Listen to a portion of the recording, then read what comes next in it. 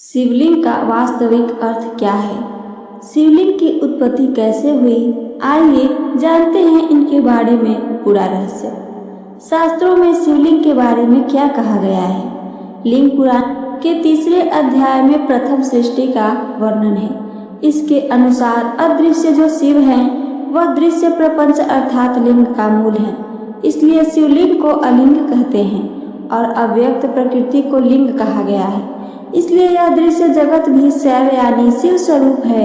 प्रधान और प्रकृति को ही उत्तम लिंग कहते हैं। वह गंध वर्ण रसहीन है तथा शब्द स्पर्श रूप आदि से रहित है।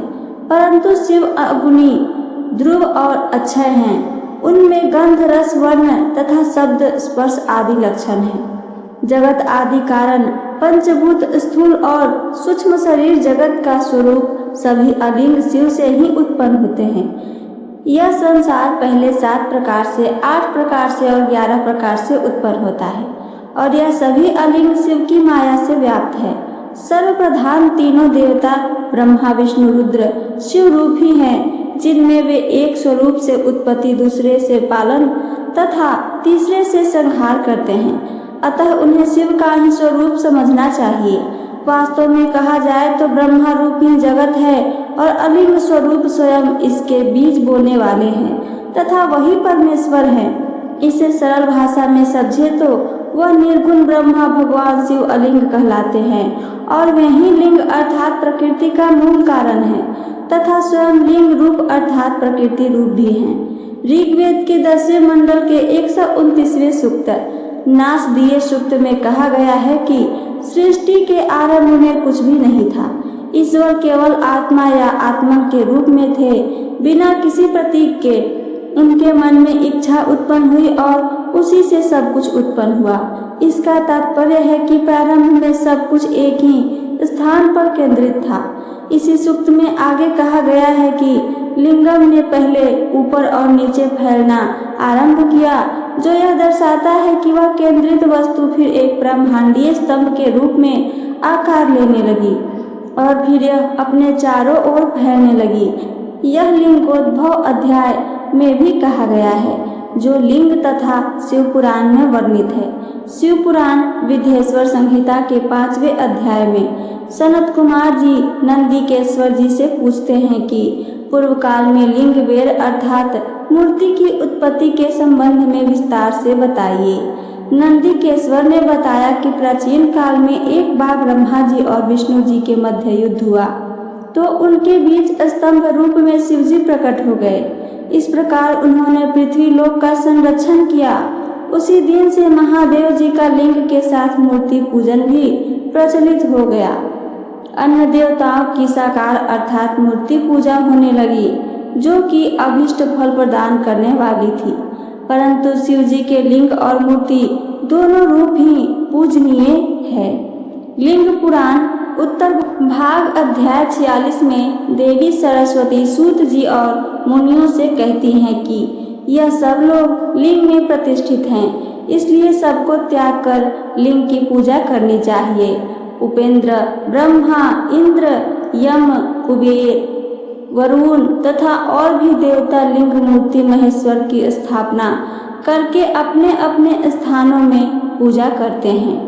ब्रह्मा हर, विष्णु, देवी लक्ष्मी, धृति, प्रज्ञा, धरा, दुर्गा, शची, रुद्र, वसु, स्कंध, विशाख, नैगमेश, लोकपाल, गृह, नंदी से लेकर सभी गण, गणपति, पितर, मुनि, कुबेर आदि, शाक्य, अश्विनी कुमार, विश्वे देवा, साध्य, पशु, पक्षी, मृग, ब्रह्मा से लेकर स्थावर तक सब लिंग में प्रतिष्ठित हैं।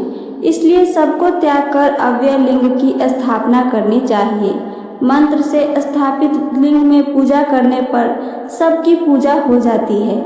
लिंग पुराण उत्तर भाग अध्याय 47 में यह वर्णित है कि लिंग की वेदी साक्षात उमा देवी हैं और लिंग साक्षात महेश्वर हैं। इसलिए देवी के साथ ही देवेश की प्रतिष्ठा होनी चाहिए।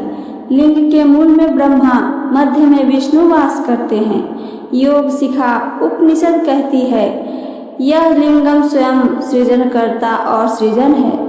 अगर आप शिवलिंग को ध्यान से देखें तो आपको लिंगम के नीचे 2 स्तर मिलेंगे जिन पर मुख्य लिंगम टिका हुआ है। शिवलिंग के नीचे ये स्तर क्यों है, इनका क्या महत्व है, आइए इसके बारे में जानते हैं। उत्तर शिवलिंग के पास ही है और वह शिव का त्रिशूल 3 गुणों का प्रतीक है। पहला सत्व, दूसरा रज और तीसरा तम। इन तीनों गुणों से लिंगम का आधार बना हुआ है।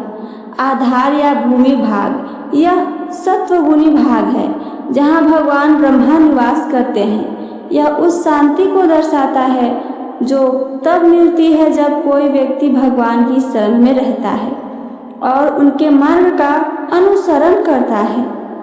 ऊपरी स्तर या पीठम, यह भगवान विष्णु का रजोगुणी स्थान है जो यहाँ रहकर सृष्टि और सृजन की रक्षा करते हैं। यह स्तर एक जल निकासी व्यवस्था को दर्शाता है जो भगवान विष्णु की मुक्ति प्रदान करने की क्षमता को इंगित करता है। यहाँ पानी जीवन का प्रतीक है और उसका प्रवाह इस बात का संकेत है कि भगवान के मार्ग पर चलने से मोक्ष प्राप्त हो जाता है। ये दोनों भाग मिलकर प्रकृति भाग कहलाते हैं जो माता दुर्गा को इंगित करता है। यह दर्शाता है कि हमारी प्रकृति हमें अपने अंदर समेटे रहती है। रुद्र भाग, यह तामसिक भाग है जहाँ पुरुष अर्थात परमात्मा का निवास होता है। लिंग पुराण के अनुसार शिव इस भाग में समाधि में होते हैं जो सर्वोच्च ध्यान की अवस्था है और यहाँ वे शांत शंभु के रूप में विद्यमान रहते हैं। शिवलिंग और योग शास्त्र, शिवलिंग योग शास्त्र का भी एक उत्कृष्ट उदाहरण है। यह सुषुम्ना नाड़ी का प्रतीक है जो जीवों के अंदर की संवेदना है। शिवलिंग में कुंडलिनी के 7 चक्र पूरी तरह से सक्रिय रहते हैं जो व्यक्ति को आध्यात्मिक रूप से जागृत करते हैं और मन में शांति लाते हैं। यह विवरण इस ओर इशारा करता है कि शिवलिंग न केवल आध्यात्मिक जागरूकता का प्रतीक है बल्कि सृष्टि और जीवन की गूढ़ ऊर्जा का भी रूप है। वह साकार अर्थात सकल भी हैं क्योंकि उनका एक शरीर रूप भी है। वह दोनों हैं सकल साकार और निष्कल अर्थात निर्गुण निर्विकार भी। उनके निष्कल रूप में शिवलिंग उपयुक्त प्रतीक है क्योंकि यह उनके निराकार स्वरूप का प्रतिनिधित्व करता है। शिव का सकल रूप उनके सगुण और साकार रूप को दर्शाता है जिसमें वे इस संसार में विभिन्न रूपों में अवतरित होते हैं, जबकि निष्कल रूप में वे निर्गुण और निराकार रहते हैं जहां उनका कोई भौतिक रूप नहीं होता। इस प्रकार शिवलिंग शिव के उस निराकार अनंत और सर्वव्यापी स्वरूप का प्रतीक है। तो ये थी मेरी आज की जानकारी। मेरी जानकारी आप सबको पसंद आई हो तो चैनल को सब्सक्राइब करके वीडियो को लाइक करना ना भूलें। साथ साथ अपना एक प्यारा सा कमेंट करके हमें ज़रूर बताइए। सुनने के लिए धन्यवाद। हर हर महादेव।